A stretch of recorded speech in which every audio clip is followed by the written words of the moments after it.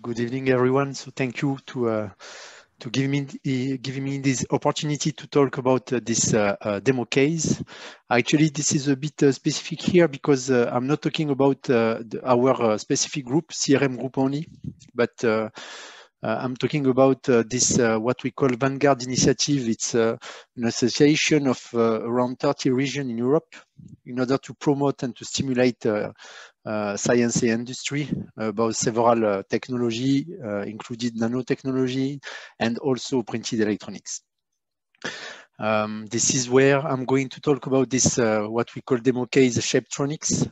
This is for the moment included 3 main research center partners, CRM Group, Nitec, and Profactor that you have seen already first introduction, well, the first talk of them. I will introduce some more information about that. So lucky for you, Profactor.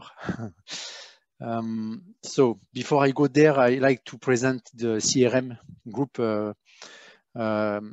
So the CRM group is a research center in metallurgy or materials, and we are about 300 people in Belgium, located in Belgium, making research. So we have researcher, technician, and administrative staff with a turnover of around 36 millions.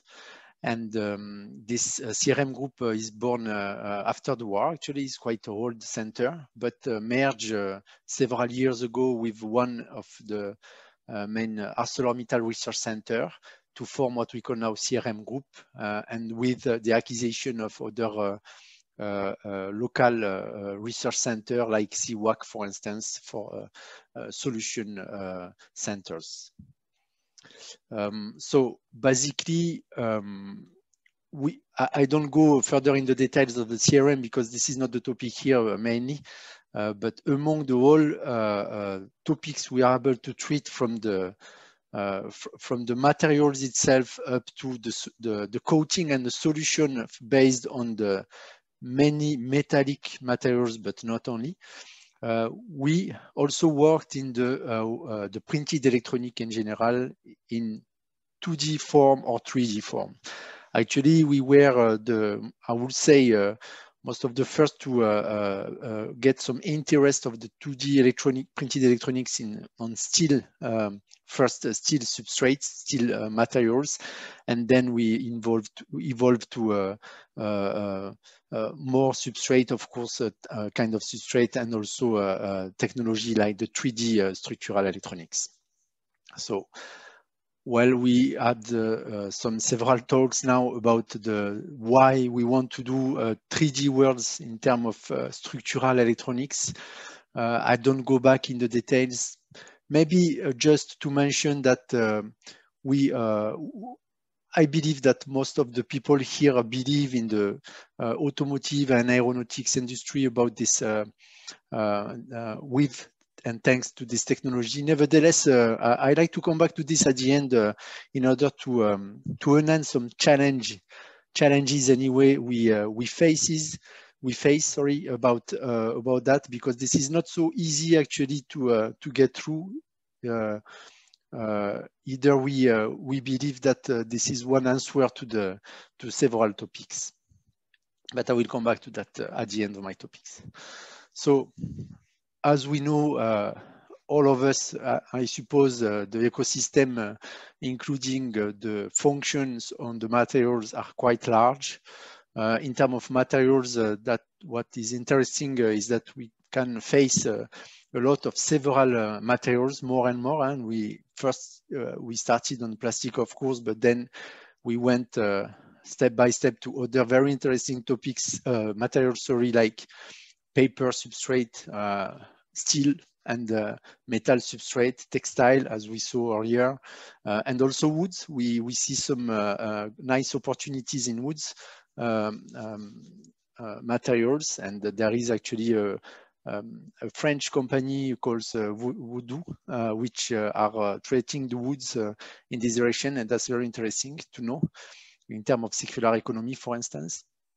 We also tracks a lot of function, as we all mentioned, from a simple function like be able to treat the circuit, a printed circuit, to a very fancy function up to with complex layers like OLEDs lighting, for instance, or transistor, OPV, organic photovoltaics, batteries. So I will pass that anyway because everyone is aware of it now here. And I would like to focus mainly on the objective of what we call this Shapetronics demo case. So for the moment, as I mentioned, we are 3 partners, Profactor, CRM Group, and Hightech, in order to try to propose a kind of platform for structural electronics. So we are interested in several process, materials, and these devices, and up to going to the product and services. And the idea is to cover the value chain, the full value chain, from the materials to the solution. Just I like to mention that this is quite recent, so please do not hesitate to contact us, because we are happy to welcome new partners. And the idea is to stimulate, as I said, some new projects and cooperative research in order to focus on the high TRL as possible in this technology. One other important maybe topics about that is that we work also in severe environments. This is one of the qualificative of this Shapetronics demo case, is that we saw that we had some nice opportunities in terms of severe environment like high temperature, high pressure, and other topics which can be very interesting for the industry. So I will present the 3 main groups and what we are able to propose here in this demo cases. And we'll start with the CRM group, and I will try to be the best representative of other research center like Hightech and Profactor.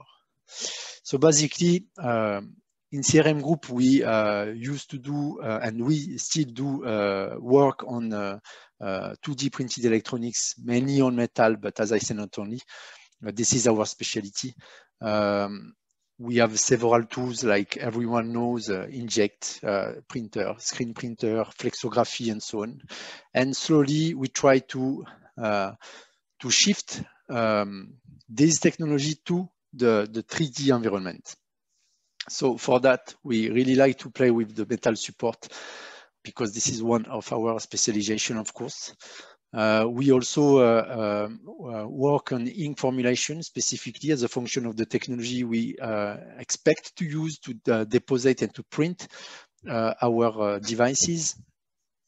We are focusing of several technology from our side in terms of process, specifically, like the spray and micro spray, but also thermal spray. And I will come back to that later, because this is interesting, especially for severe environment. We also like so with other partners, especially around us, in laser ablation partners, to have access to these devices, but by subtractive method, in which, in this case, we use a 3D laser printing, 3D laser ablation, sorry, to evacuate some materials in order also to eventually reach devices architectures. We also working on masking 3D. This is quite, I would say, could be low-cost opportunities also. And especially why? Because in this, we have access with that, and this is what I wanted to mention earlier, to, I would say, the bulks in bracket properties. Means we know everyone that using the ink is very interesting, but sometimes in terms of physical properties, if I'm talking about conductivities, for instance, it is also very difficult to get the pure materials itself, like real silver or real copper or wherever, and then can affect the the final applications in terms of cost and in terms of performances. As I mentioned, also we work in severe environments. So in terms of facilities, among the one we have, I like to show you quickly some specific one, like the electrostatic spray. This is very interesting for the sol gel in general, or wet process, wet formulations. This is, I would say, the basic first way to print devices. And then we also are very interesting in a thermal spray because the advantage of it is that we can have access to, as I said, the pulp properties of the materials itself, and we have also the possibilities to have a large amount of materials available. For instance, if I'm talking about inject, and if I'm comparing inject, the main topics is the silver ink. Well, we can find other one, of course, but basically, let's say that the silver ink is the most popular materials used for inject. If I make a comparison, this is very interesting. Nevertheless, with this technology, we could have access to other high range of materials like ceramics, several ceramics, different one, and other, I would say, conductive materials to imagine several other applications in terms of temperature sensing and humidity sensing, gas sensing, and so on. If I give an example of what we start to do in terms of 3D geometry specifically, we are working in several right now devices and functions. The first will be like you see on the left, the printed circuit board, which has been printed on shaped steel materials. So we can imagine the interest for the automotive and the aeronautics industry. We also are included recently in ASH 2020 project we call Hypermat, and this is a very challenging situation here, because the idea is to print a temperature sensor working at around the 900 degrees Celsius to measure the temperature within the beams in a furnace of a metallurgy process. We also developed last year 3D4 sensors composed of 4 layers, as you see in the images here. Carbon-based is the sensitive materials for a specific application that I cannot really mention here because we are intended to write a patent of it. We did a lot of lighting in 3D specific easy shape, which goes from electroluminescent materials up to kind of OLEDs materials also. We are a strong past of OLEDs development that I haven't mentioned here, but this is also one of the topic. And an example also of, I would say, what we call the Wallonium. It's a fancy demonstrators to show the capability in 3D aspect. Now I'll go to the NITEC research center. So this research center is located in Navarra, in Spain. They have actually a lot of experience in manipulating through additive method robot through a robot some several printed heads basically, and I can give one example. So they can do many things. Here they are focusing mainly in the full-scale 3D depositions, and especially helped by the lift process. Lift process is a specific process which has well, the purpose is to deposit from what we call a donor by laser melting some materials onto an acceptor through a thin film or based on wet or dry coating. The advantage of it is that we can have access also to the pure materials, and the lift materials, the lift process is means lift-induced forward transfers. So it's a specific techniques which allow to have access to the pure material also, and we can have that thanks also through a 3D deposition method. Here is the principle. So again, they use a robot. So I cannot really mention how many axes do we have here specifically. I cannot mention that, I don't know. But nevertheless, the use of a robot in which you can have access to certain heads, here, for instance, the lift, in order to indeed have access to the 3D object. Furthermore, they also are involved in the pick and places process itself. They are researching also some topics, some application in how they could ensure the SMD pick and places operations through the robot, thanks to the robot.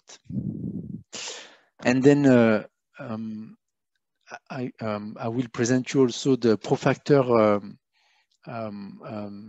partners. So actually it's easy for me right now because I have a movie here. So I will diffuse it right now. Okay.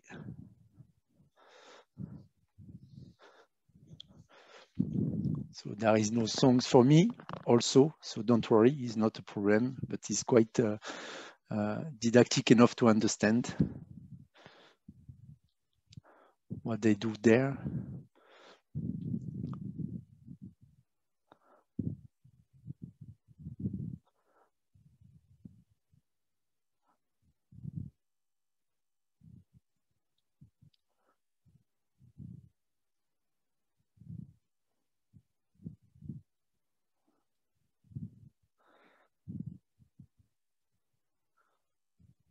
So the head is an inject head here, located in the robot. And of course, this is a silver conductive ink.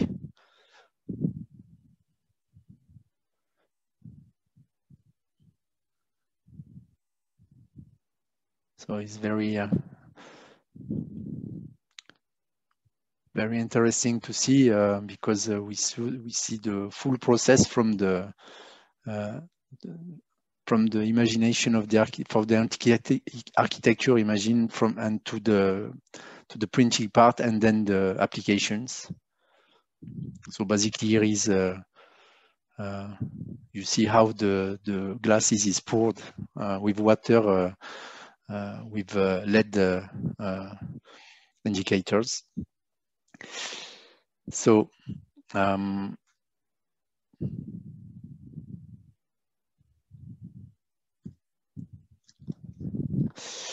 indeed, so the example here of the specific prototype. So they have many prototypes like that in the research center, and what they also try to develop, as we have seen earlier, it's not only the printing process itself, but also the full unit integrations. What by hybrid process means the tracks plus the die. And for that, they are developing an head in which you have in one head the dispenser plus the of the glue plus the pick and places of the die, I believe. And indeed, they also think about the local curing. So when I say we, they think not only ProFactor, but Nitec also are involved in these topics. The idea would be to locally try to dry by laser process or infrared process the specific glue we have deposited for the die, for instance. So from what we have seen, it was. I believe this is very interesting to upgrade that to some challenges, because when we are very nearby the industry in our side, especially in the CRM group, we really our objectives every day is to bring the product as quick as possible to the industry with all the customers. And we have faced several challenges to be able to reach these objectives. First would be the materials itself, because always the idea would be to announce the fact that printed solution will give us lighter components and with through a lower cost process. But it is not so easy actually to say that, because the problem in general, and especially with manipulation of ink, is that the physical properties are not really rich compared to the pure materials.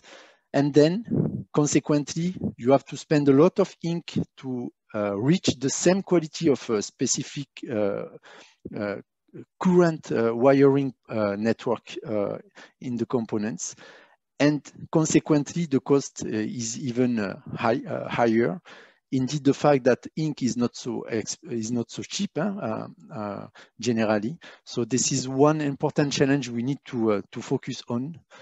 The second, and as we also here, is the printing technology we like to develop. There is many proposition here, very, very interesting.